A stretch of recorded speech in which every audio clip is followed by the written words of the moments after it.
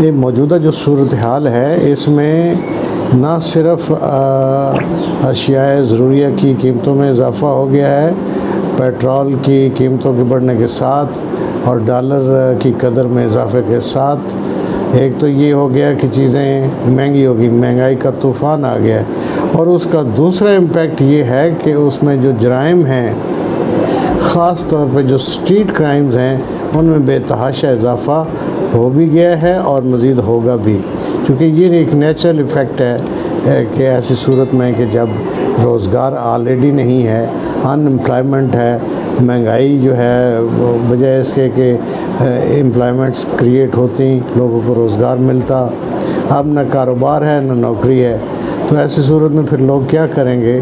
لوگ جو ہے پھر متوجہ ہوں گے جرائم کی طرف۔ اگرچہ مہنگائی کا طوفان آ چکا ہے اور ابھی بہت سارا باقی جو آنے والا ہے، اور اس کی وجہ اور کوئی نہیں، صرف وجہ دو ہیں بنیادی طور پہ۔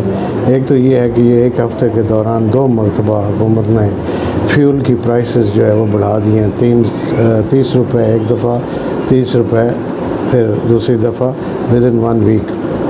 یہ 60 روپے کا جو انکریز ہے یہ بام شیل سے کم نہیں ہے عوام کے لیے، اس سے کماڈیٹیز کی، اشیاء ضروریہ کی، ہر چیز کی جو قیمت ہے وہ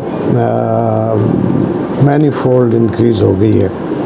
اور دوسرا جو پہلو ہے وہ یہ ہے کہ یہ جو ڈالر کی جو قدر ہے اس میں بے تحاشا اضافہ اور روپے کی بے قدری، اس کی جو ڈی ویلیو ہونا، یہ اس کی بنیادی وجوہات ہیں۔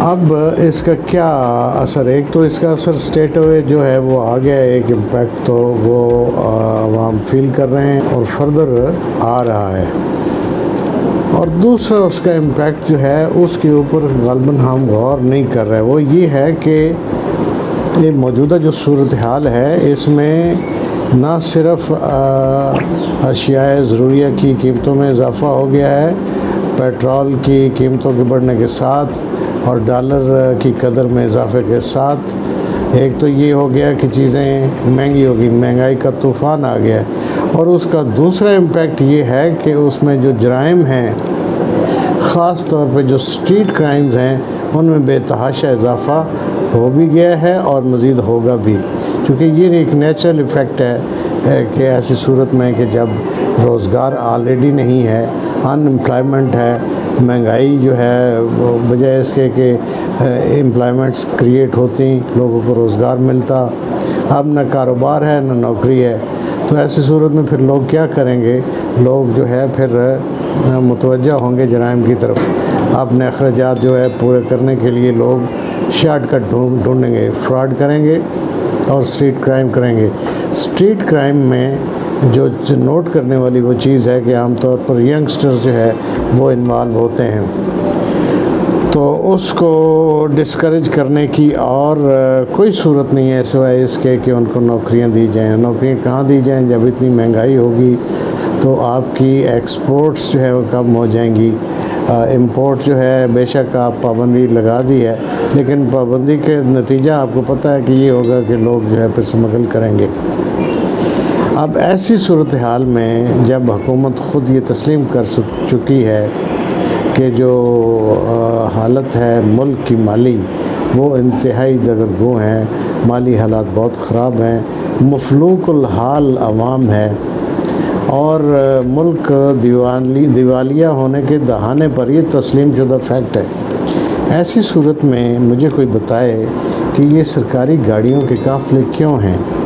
یہ پروٹوکول کے نام پر ہر وزیر، مشیر اور جو حکام بالا ہیں ان کے ساتھ اتنے قافلے کیوں ہیں؟ 40 50 گاڑیاں، 10 15 20 گاڑیاں وزیروں کے ساتھ آگے پیچھے سیکیورٹی کے نام پہ، پروٹوکول کے نام پر، یہ کیوں ہیں؟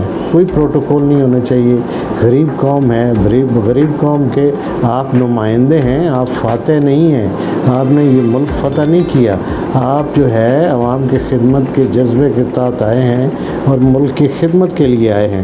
پھر یہ انٹائٹلمنٹس اس ایسی صورت میں کیوں ہیں جب کہ آپ سمجھتے ہیں کہ یہ جو معاشی یا اکنامک ایمرجنسی ہے ملک کے اندر، تو اس میں یہ پیٹرول کے انٹائٹلمنٹ کیوں ہیں، الیکٹریسٹی کی انٹائٹلمنٹ کیوں ہیں، وابڈا کے نچلے درجے کے ملازم سے لے کے اوپر تک سب کی انٹائٹلمنٹس کیوں ہیں؟ یہ افسران کی، بیوروکریٹس کی، جج صاحبان کی اور دیگر یہ جو وزیر مشیر ہیں اور یہ پولیٹیشنز ہیں، ان کی انٹائٹلمنٹس کیوں ہیں؟ ان کو کیوں فری بجلی کے یونٹ مل رہے ہیں؟ کیوں ان کو پیٹرول فری مل رہا ہے؟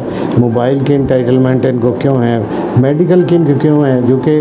جو عام شہری ہے اس کے لیے نہ دوا ہے، نہ علاج ہے، نہ صحت کی کوئی دوسری سہولت ان کو حاصل ہے، تو ان کو کیوں ہیں؟ یہ مراعات جو ہے امیڈیٹ ختم ہونی چاہیے، اور ان کو جو ملازمین، یہ افسران ہوں، بیوروکریٹس ہوں یا دوسرے اعلیٰ عہدیدار ہوں، سیاستدان ہوں، مشیر ہوں، وزیر ہوں، ایون وزیر اعظم جو ہے، یہ ان کی ساری ختم ہونی چاہیے۔ کوئی ان کو ملازم نہیں ملنا چاہیے مالی گارڈ خانسہ میں۔ آپ نے یہ کیاریاں خود بنائیں، خود پودے اگائیں، اور اپنی حفاظت جو ہے خود، اگر اپنی حفاظت خود میں نے کرنی ہے تو یہ کیوں خود اپنی نہ کریں؟ پھر یہ اگر دیانتداری سے عوام کی خدمت کر رہے ہیں تو انہیں کس چیز کے خطرہ، کس چیز سے ہے؟ عوام کے نمائندے ہیں، خدمت کر رہے ہیں، تو لوگ تو ان کو سلوٹ کریں گے، عوام میں آئیں اور بغیر سیکیورٹی کے چلیں، اور ان کو یہ خانسامیں اور بھاری تنخواہیں اور دیگر جو ان کی پارکس اینڈ پریویلیجز ہیں امیڈیٹ یہ ختم کرنی چاہیے۔ بھائی ملک جو ہے وہ دیوالیہ ہونے کے دہانے پر ہے، خراب صورتحال ہے، عوام مفلوق الحال ہے۔ خدا کا خوف کریں، آپ کس چیز کی پارکس اور پریویلیجز اور سہولتیں لے رہے ہیں؟ یہ ختم کرنی چاہیے، اور ان کی یہ جو بیوروکریسی ہے اور دیگر جو اعلیٰ افسران ہیں، ان کی تنخواہوں میں امیڈیٹ 60% کم از کم کٹ کر دیں، ان کو ڈاؤن کریں۔ امپلائمنٹس جو ہے وہ انکریج اور ظلم نہ کریں۔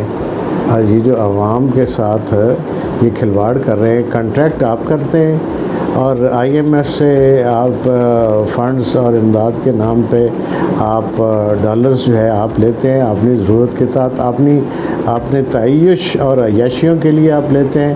عوام کے اوپر آپ نے کیا لگایا ہے؟ عوام کو تو نہ ایجوکیشن میسر ہے، نہ ان کو ہیلتھ کی کوئی سہولت میسر ہے، نہ ان کو سیکیورٹی کے نام پہ کوئی سہولت میسر ہے، نہ ان کی جان محفوظ ہے، نہ مال محفوظ ہے، نہ عزت اور آبرو محفوظ ہے۔